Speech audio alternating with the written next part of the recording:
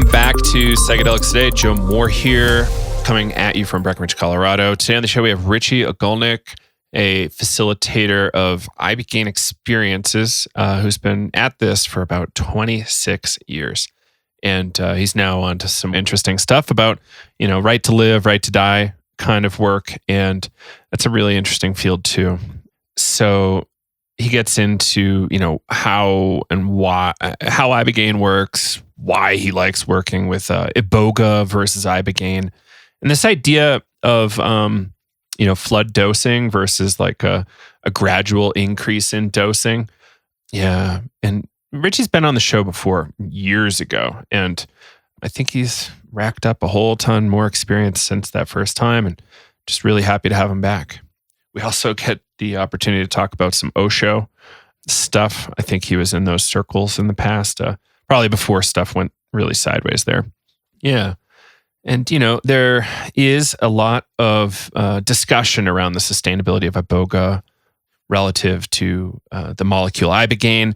And this is something that we did not really get into too much, but just wanted to remind folks that there are, I believe, conservation issues around Iboga. So, just stay tuned on that. We'll hopefully be able to do some work on that in the future. So, yeah, I guess that's it for now. And I hope you enjoy this episode. I think it's pretty broad ranging, but yeah, good stuff. Hello, everybody. Welcome back to Psychedelics Today. Today we have on a repeat guest, Richie Ogulnik. Richie, how you doing today? Doing fine. Thanks for the invite. Yeah, glad to have you back. It's been years since we've spoken. Yeah. And I really loved our recording back then and just happy to have you back on again. Thank you. Yeah. Could you, Richie, describe a little bit about the work you do? Sure. Well, I work with Iboga, Ibogaine. Ibogaine is an alkaloid extracted from a West African shrub, but these days, given that I don't do the actual detox treatments, but I refer people to individuals that are still working the detox and resetting the person to a pre-addictive state without having to go through the agony of withdrawal by using the granddaddy of psychoactives called Ibogaine. I work with Iboga, which is more of a representation of the whole plan, because I find that with the psychospiritual sessions, psychotherapeutic sessions, people seem to more clearly access the specific intentions, the things they want to explore and work through by using the more of a full representation of the plan. Whereas when the actual addiction interruption treatments are done, the isolated alkaloid, Ibogaine, one of the 13 alkaloids located in the plant, is utilized because there's something called neuroibogaine, which is a metabolite that fills up opioid, alcohol, nicotine receptor-sites, and that alkaloid doesn't wash out the receptor-sites for quite a while, and that helps with the elimination of craving for substances after a person has done like a 36 to 45 or so hour experience, and they've eliminated their physical addiction for, let's say, an opioid. Yeah, that's great. So you've got a decent network that you refer out to if somebody's acutely in the mix of the... Yeah. That's really, really nice. So your work is more like follow-ups after that?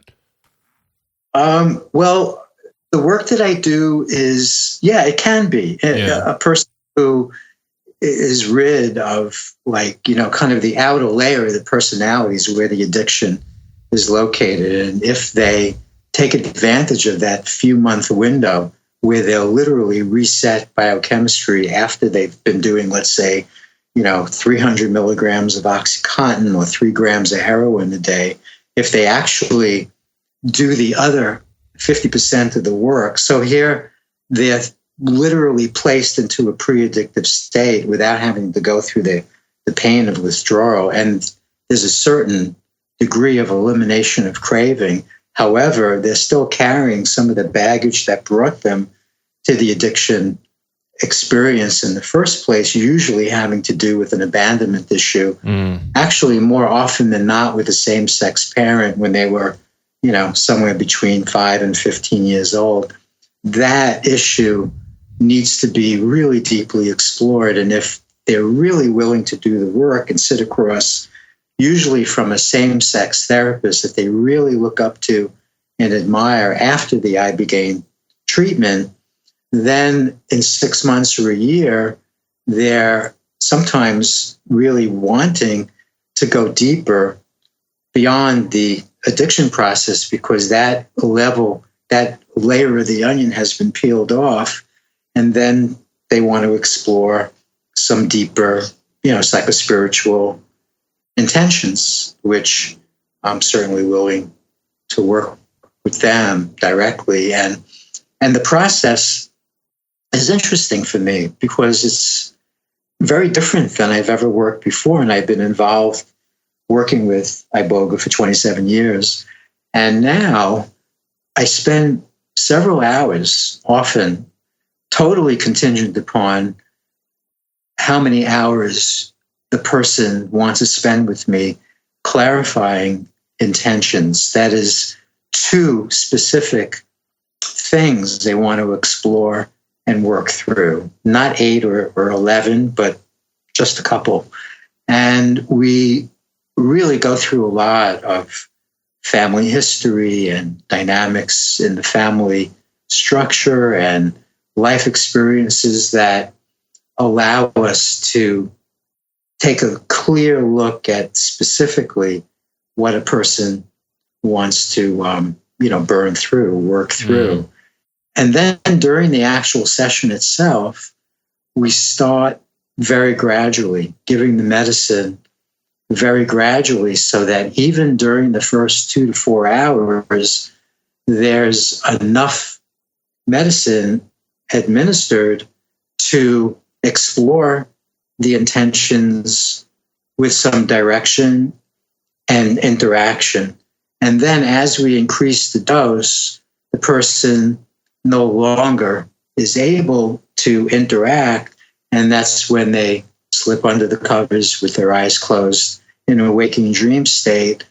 At this point, so clear on what they want to explore for the second stage with Iboga, which is about a 15 to 26 to 30 hour self-reflective stage where a person doesn't sleep at all, but they're in a waking dream state.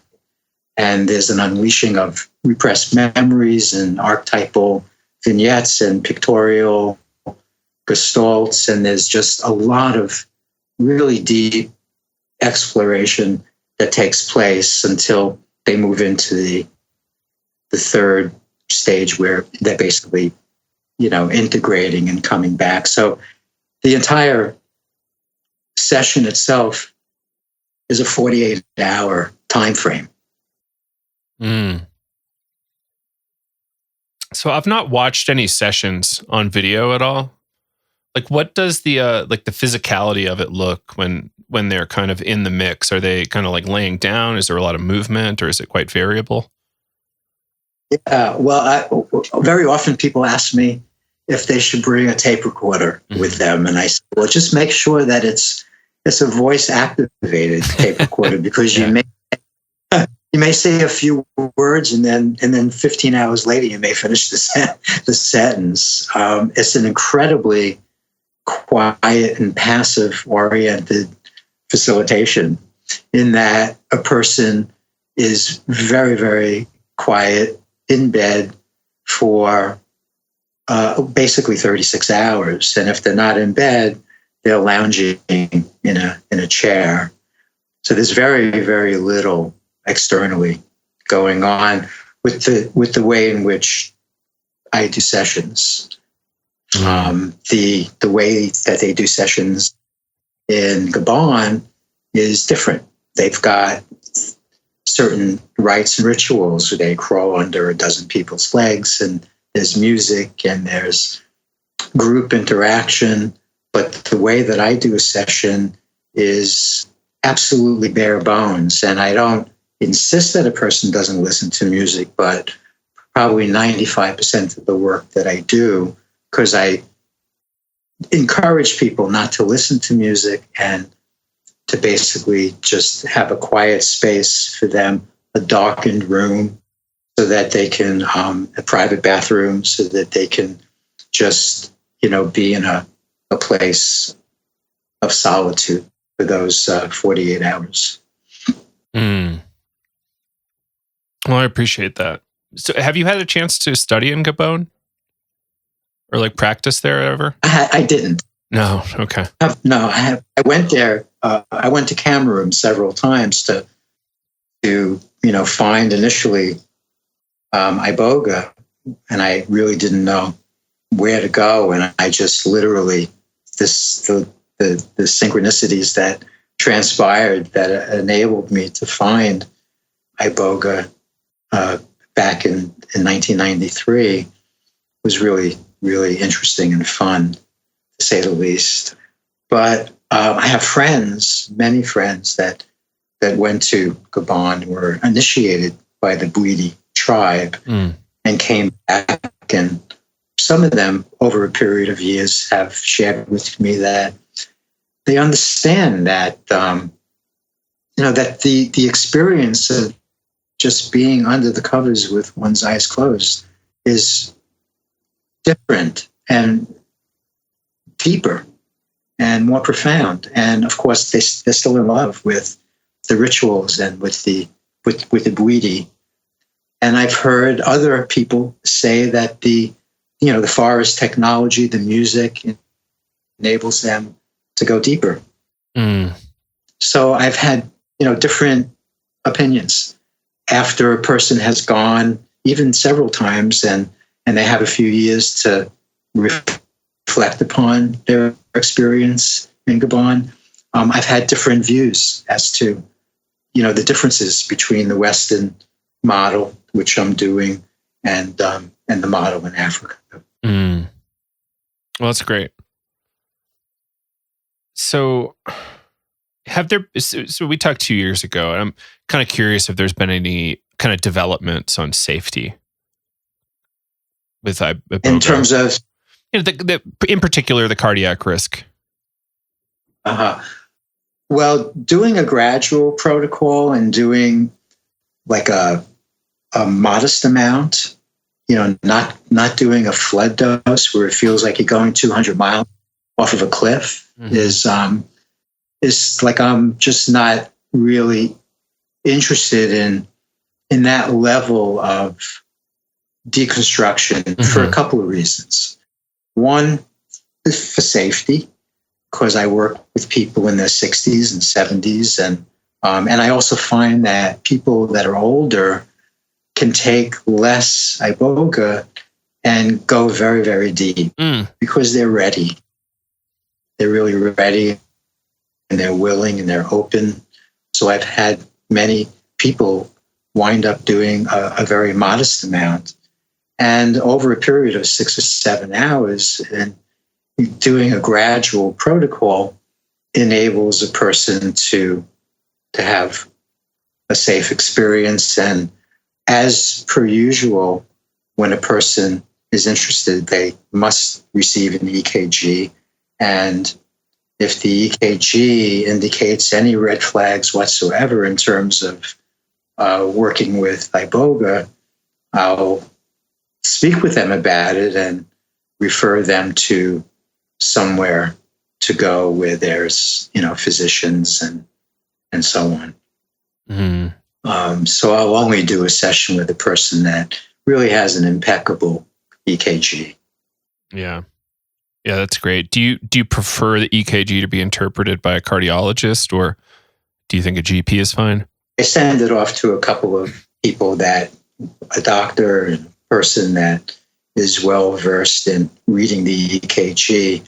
We're looking for specific red flags, like there's the the QTC, which is the electrical current that runs through the heart. And we're just wanting to make sure that the QTC is not prolonged, because Iboga temporarily prolongs the QTC. But this pertains most often when we're needing to address and overwhelm the symptoms of withdrawal from opioids, because we must give a person more Ibogaine so that they don't feel the discomfort of withdrawal.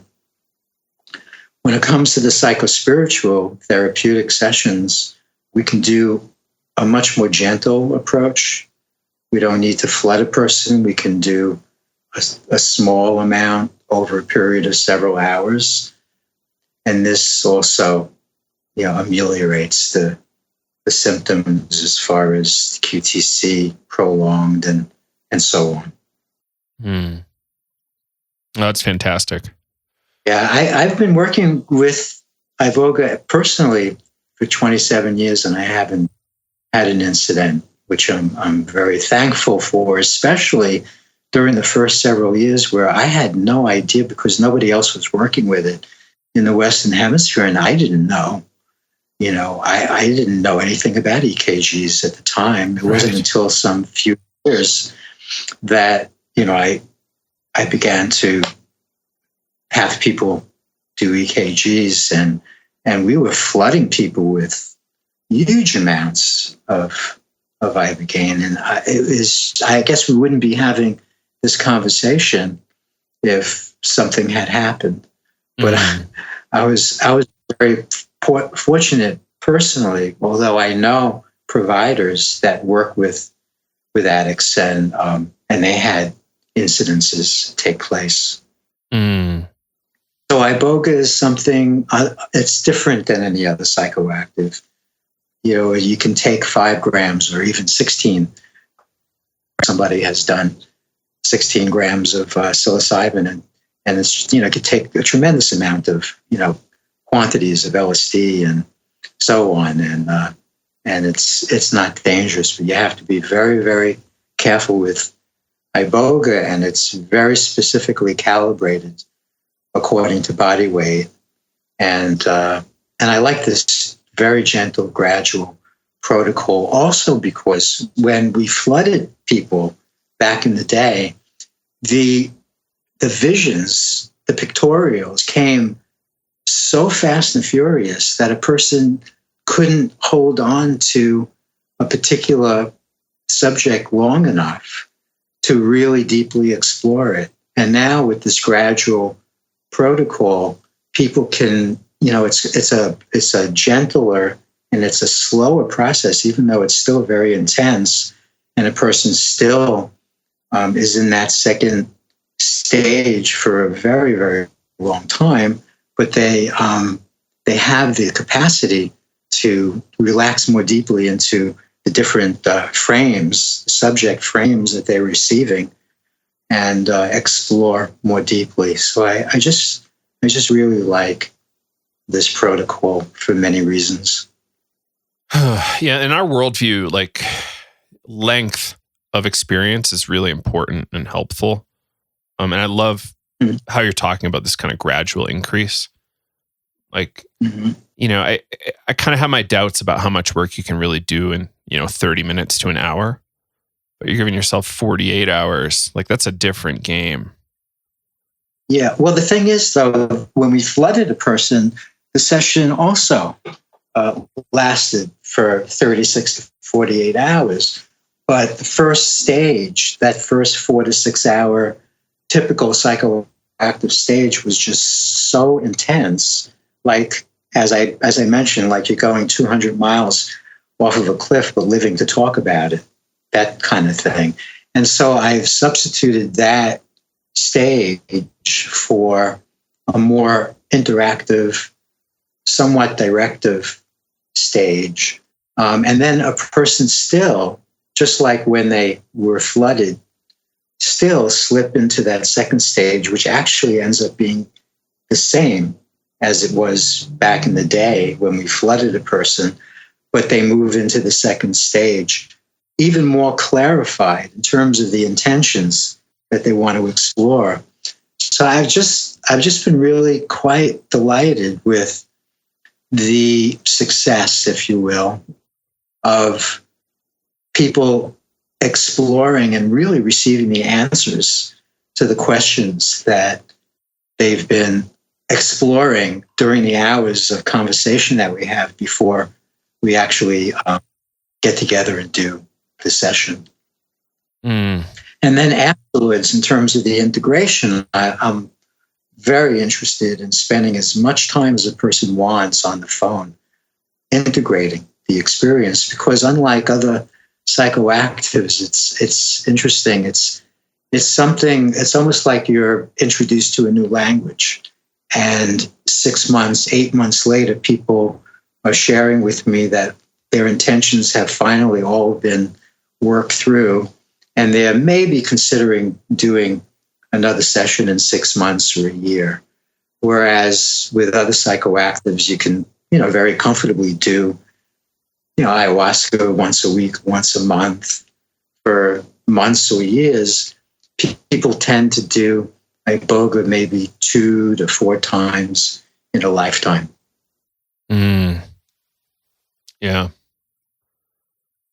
Because there's so much integration going on. So I'm really interested in really an unlimited amount of time of just preparation as well as integration, and then during the experience itself, it's basically a one-on-one 48-hour. But I'm very it's a very passive oriented, as I said, facilitation. Yeah. Well, that's great. Yeah, this preparation phase is kind of underrated, and I'm glad you're interested. And in so that. is the post phase underrated. Totally. As people tend to gravitate towards the experience itself, and to me, the experience in a way is overrated. I'm not really a fan of focusing on the experience. I'm more interested in where a person's at 2 months after that session, not reflecting upon, 16 and a half hours of visions that they typewrite to me in 34 pages of description. I'm more interested in what happens where they're at 2 months or 3 months later in terms of how it affected their lives. I mean, it's great to have a cosmic experience. I'm not saying that it's not, but after a while, you've had enough experiences per se, and it's time to integrate then, and to really have the experience be impactful. Right. How do you deal with? This is a tricky question. It's okay to pass if you want. So I've been trying to struggling with this kind of question a little bit lately. Like, a lot of people will say, oh, psychedelics for sure. Like, every psychedelic experience is a spiritual experience. And, while that's partly true and partly not true, like, how do we deal with, or how do you like to think about that? Like, do you bring spirituality in, or like, is there some sort of progression of some kind you like to communicate? Or is it mostly like self-directed, like kind of just working with the people's belief systems? Well, it's a weird one. All of Sorry. It's fine. It's very complex, and yet it's kind of paradoxically very simple. It's all of the above. It has a lot to do with readiness. Mm-hmm. The person needs to really want to take a look at some deep issues. They can't just want to. They have to want to, and there's a difference. And a person who's 20, is going to have a very different experience than a person who's 40. A person that has done a lot of work, a lot of internal work, is going to have a much deeper, much more profound experience and results than a person that whose propensity it has been to look outside and to look away from their process.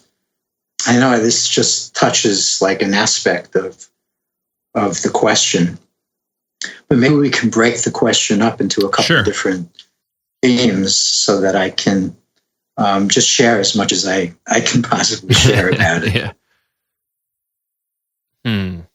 Let's see. Thinking about how to parse this as well. So I guess let's like really specifically psychedelics as a path for spiritual growth. Maybe like that is like one chunk. Like, is there something there? Or is it like psychedelic experience plus a lot more? Well, so the definition of spiritual, it's like, That's true. I'm going to start with good definition. I don't see the difference between, there is no spiritual and there's no material. It's all one thing. It's all one. And if a person's accessing for the first time in their life at 43 years old, that their brother created a tremendous amount of post-traumatic stress because of their relationship when he was particularly somewhere between 6 and 10 years old, that can be construed as a psychological, insightful experience, but it's spiritual because it's enabling the person to help them get out of their own way so that they could experience not defining themselves so solidly as a separate sense of self and have a deeper sense of the unity, the unicity of life. So I can't really decipher or separate spiritual with psychological material. It's like, just reminds me of when I went to New York in 2004 with the idea of creating the underground, because there are some people that just can't afford to go to Mexico or Costa Rica. Right. They can't afford to spend the money, and some people can't even get passports because they have a record. So I went to New York and I invited about 8 or 9 people from all over the country, from Santa Fe to San Francisco, Portland, to come if they had a place to stay in New York, or if they had the money that they could afford to, rent a room at a hostel for a few months. And we ended up distributing brochures and flyers in front of methadone clinics in Harlem. And we ended up doing 40 or 50 treatments in people's apartments in Manhattan.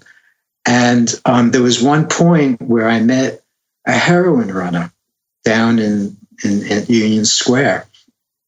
And I asked him if he was willing to call up his dealer and allow us with a film crew to come up to the dealer's apartment so that I can watch him shoot up heroin. Because at that point, it was many years, it was some 5-10 years that I was working with Iboga, but I was never an addict, and I still didn't understand completely, as much as I wanted to, what the payoff was. Like, why are you shooting up dope? And here I was working with addicts, speaking with their sisters and wives and parents and them day in and day out for years. And I still didn't get it. And people knew that I didn't get it. When they would show up for a treatment with me, some of them would look at me sideways and say, like, who the fuck are you? It's like, what you look like you just came from a retreat center and sitting in meditation for 10 hours a day for 7 years. Like, who are you?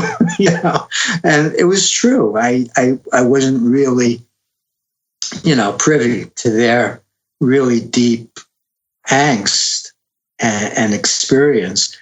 And so we were actually allowed to go up to the apartment, and I watched this person shoot up, and he was describing like the warmth, under his tongue, and the sense of feeling at home and at peace. And I realized that it was like a satori. That I could relate to. It was like an experience that everyone on the planet is looking for, whether they're, the head of a corporation, or whether they're accumulating spiritual experiences, whether they're accumulating psychedelic experiences. Everyone's looking for that sense of peace and rest. And when I realized that, people, again, when the New York scene was over and I wasn't training these 8 people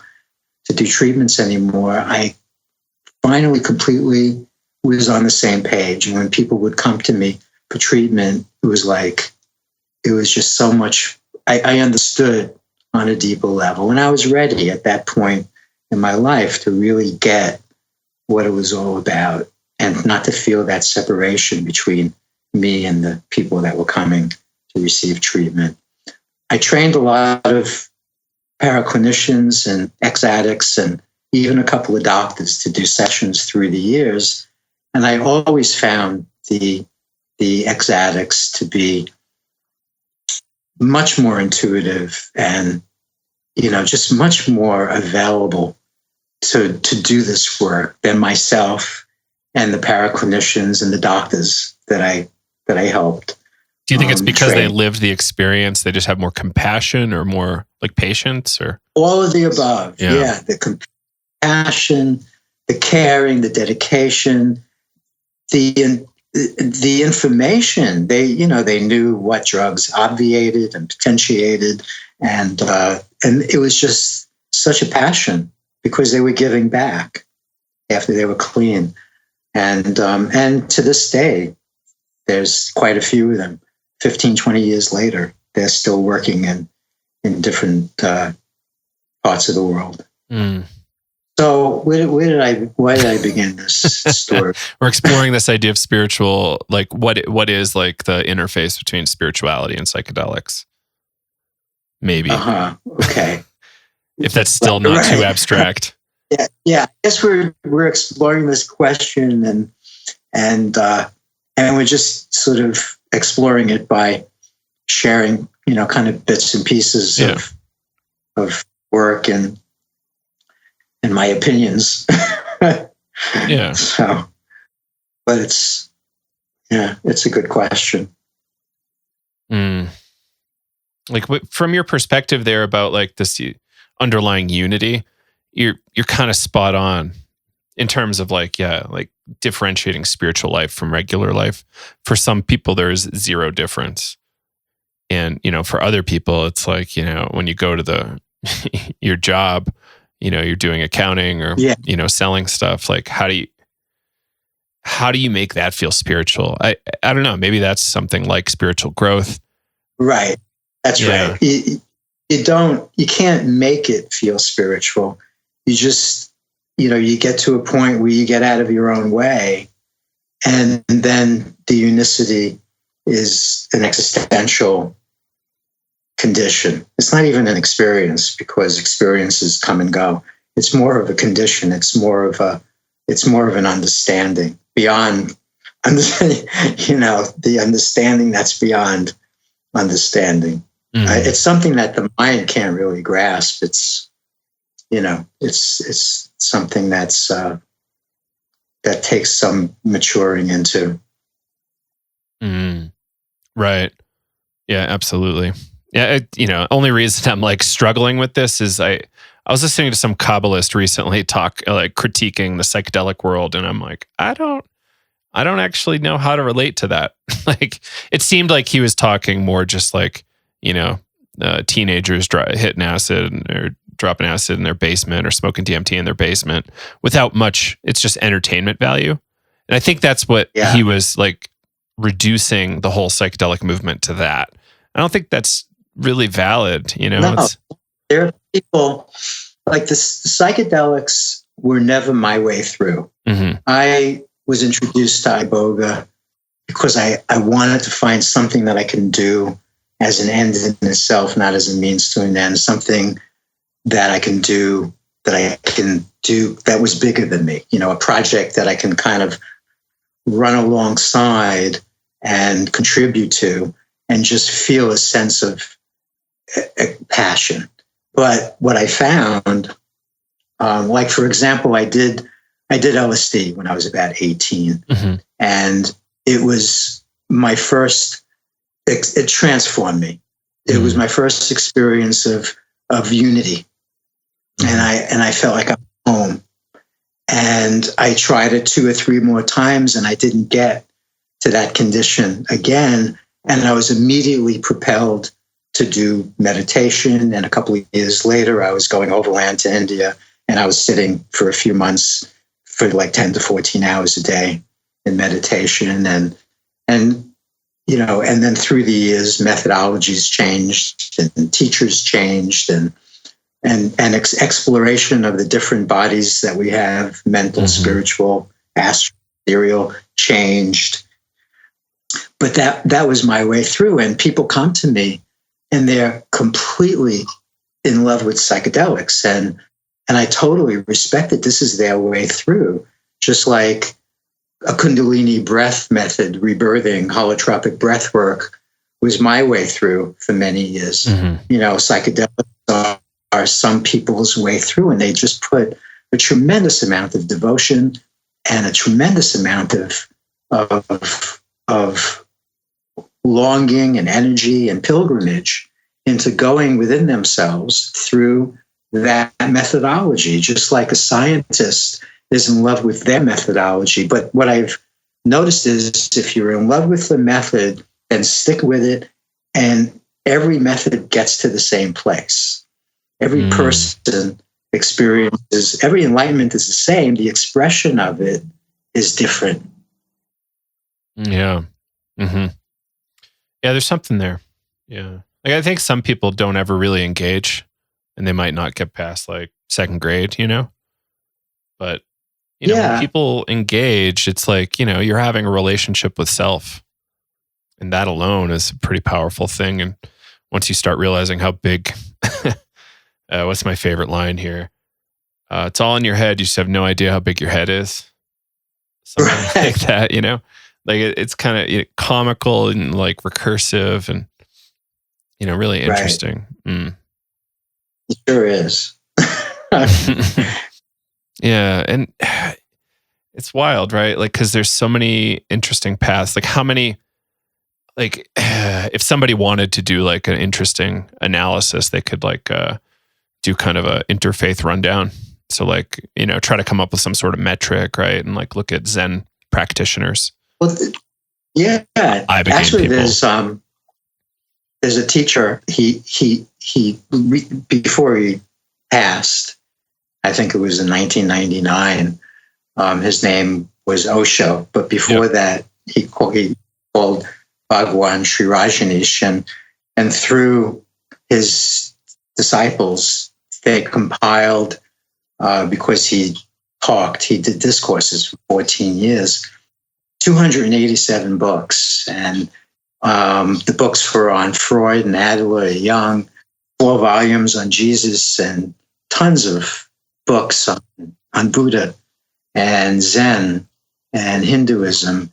And if you took a look at half of his 287 books, they contradicted the other half, and you were basically left with nothing to hold on to, which was beautiful, which was brilliant. And yeah, he really did explore. I think that you were kind of mentioning that he really did deeply explore, irrespective of the mishigas and the drama. He was quite an astounding individual. Super prolific, yeah, totally. Yeah, it's once you have the right support, and if you've chosen to be a guru, it's not that bad of a gig, right? You just have to like expound on, the nature of the universe and suchness.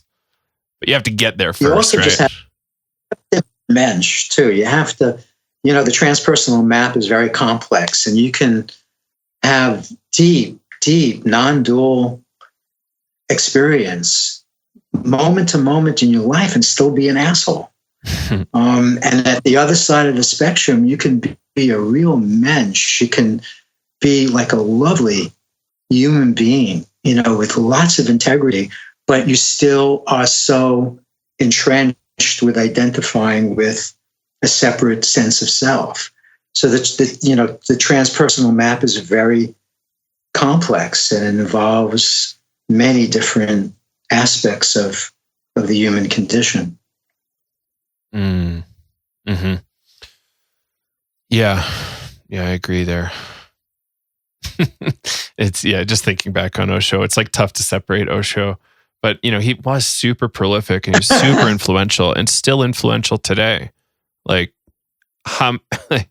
Jim Jones isn't that influential these days, like Osho made a difference in a lot of people's lives. Like people that were there at Rajneeshpuram, like still loved it for the most part. Yeah, the Rajneeshpuram happened. I went into the desert for 33 days, and I just felt really deeply that something was not quite right there. And you were involved. I was involved in India in 1980 and 81. Mm-hmm. But when he moved, when he created the commune, when his people created the commune in Oregon, I just felt that something was not right. And I don't think that he was privy of what was going on. I think he delegated like so much responsibility to some people that, basically took over. But in any case, that was I appreciate that perspective. Yeah. Like watching the film, the woman Sheila seemed like she was more involved than he was at times. Like he was kind of like the monk that would come out once in a while to do his stuff. Yeah. He had no power. People gave him a lot of gifts. Yeah. And very, very interesting. But anyway. Yeah. Always fun to talk about Osho. I was helping run a breathwork workshop once, a holotropic landscape, and somebody popped in who was deep into the Osho work and was like refusing to do breathwork the way we teach it, and insisted on doing it the Osho way for 3 hours. I was like, never seen this before, but all right, like do what you want to do, man. A chaotic meditation. Yeah. Right. It was like very fascinating to watch, at least. Very thought.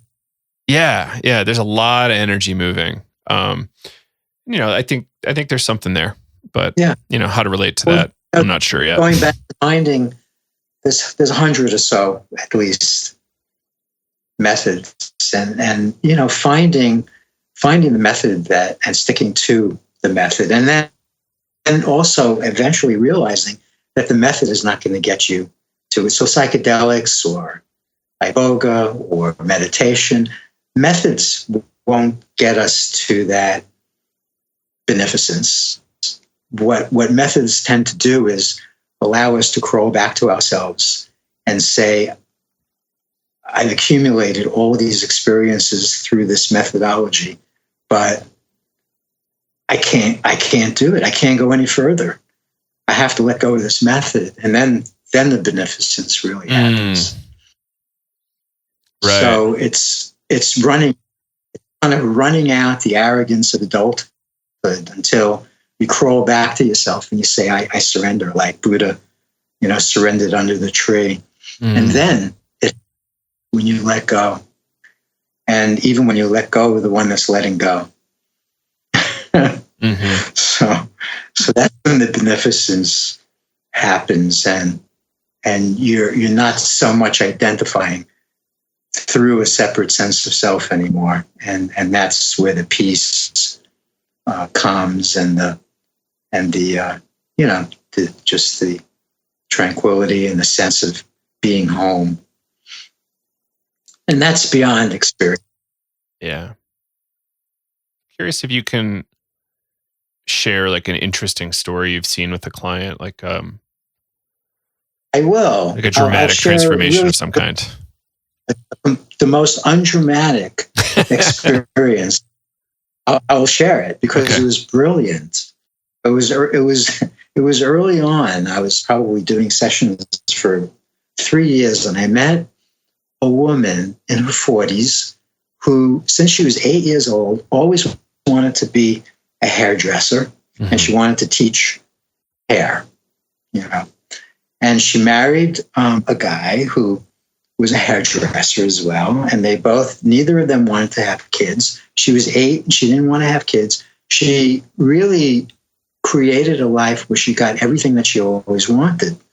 And then she gave me a call and she wanted to do Iboga. And she wanted to do it and create the quintessential New Age experience where we were looking over the black sands of the Pacific Ocean in Costa Rica, sharing a porch, her husband and her in one room and me next door.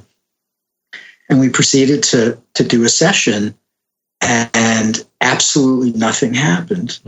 And her goal was to see the pictures. She wanted to see these visions that everybody was talking about under the influence of Iboga.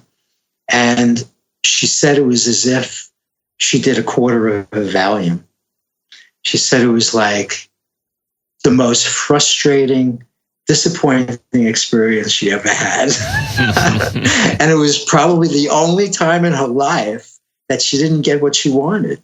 So after the session, and here I was, a novice, really still very attached to giving people what they wanted, not necessarily what they needed. And I was in the other room, just like in a total quandary, like, what am I going to do? She's not getting what she wants. Nothing's happening. Why isn't anything happening? You know? And then her husband and she went on a tour of Costa Rica for 17 days. And when they came back, he gave me a call and he said she was the grouchiest that I've ever experienced her in years. And then they went back to California and she kicked into unity. She kicked into literally witnessing her sleep for 10 months. She was so clear and she was utilizing so little energy to accomplish so much more than she's ever accomplished before. She was like so joyous and so peaceful for 10 months. And I surmised that what happened was that she, through the genius of her interacting with Iboga and created no experience whatsoever, and that enabled her to access a level of frustration, a layer of the onion that she never allowed herself to access before because she always got what she wanted. And somehow she burned through something that she never burned through before. And that kicked her into a much clearer, open state of consciousness.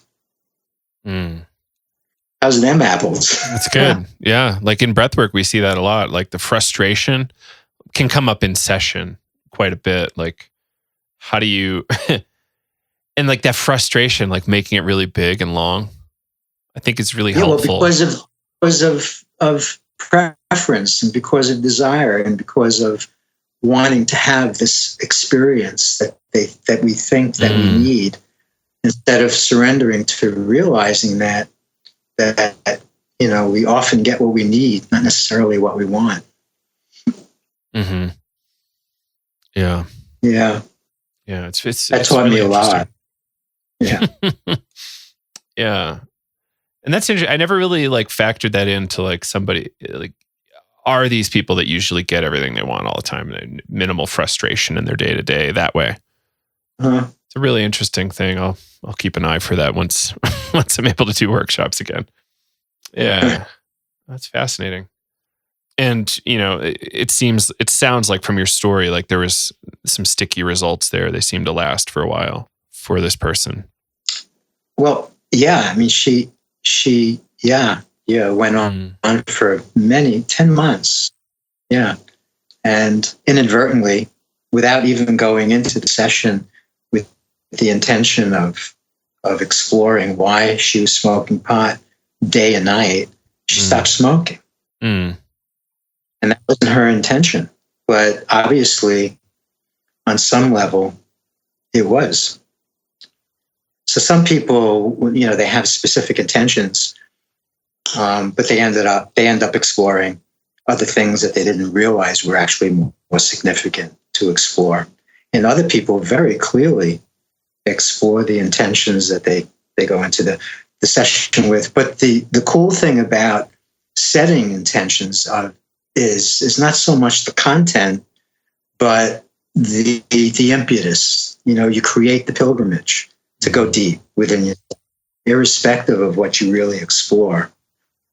But it's a process, and it's a methodology. So during those hours and weeks before, we're discussing intentions, and we go through again family history and so on, and that just creates the impetus to go deep, irrespective of what they actually really explore during the session. Mm. It's really a setup, it's just a way to go deep. And for years I worked, and I never really appreciated the how meaningful it is to do that preparation in a very direct way. I for years I told people, well, 10 days before your session, begin to explore a couple of things you want to intend to explore. But now, during our discussions, it seems to enable people to explore more deeply. Yeah, that's fascinating. Yeah, it's good stuff. Yeah. Cool. So are you still working with folks like during the pandemic? I am. Uh-huh. Yeah, I am. And people, could get in touch with me. I like phone, but I know a lot of people aren't comfortable initially with giving a call. So, I can receive emails or texts, but I'm really a phone person, and I don't need a text to ask me when is a good time to call. I just like to receive calls. I'm old school. The way we used to call each other was just simply by picking up the phone and calling. And I prefer that way of communicating. Yeah. I do love phone calls too. I can barely text and email. I cannot keep up with my email. So right there with you. So Richie, what's your website? If people want to get in touch and learn more. Thanks. It's ibeginagain.org. I begin again, just the way those three words are spelled, smushed together. ibeginagain.org. Great. Anything else you want to mention before we wrap up? I really appreciate our second talk here. It's been different and spontaneous and fun. Good. I appreciate the invite, and take care of yourself. Yeah. Thank you. And others. Yeah. I will try to take care of everybody. Yeah. Well, thank you very much, Richie. And I hope we get to do it again. This has been fun. Thanks again for the invite. Bye, everybody.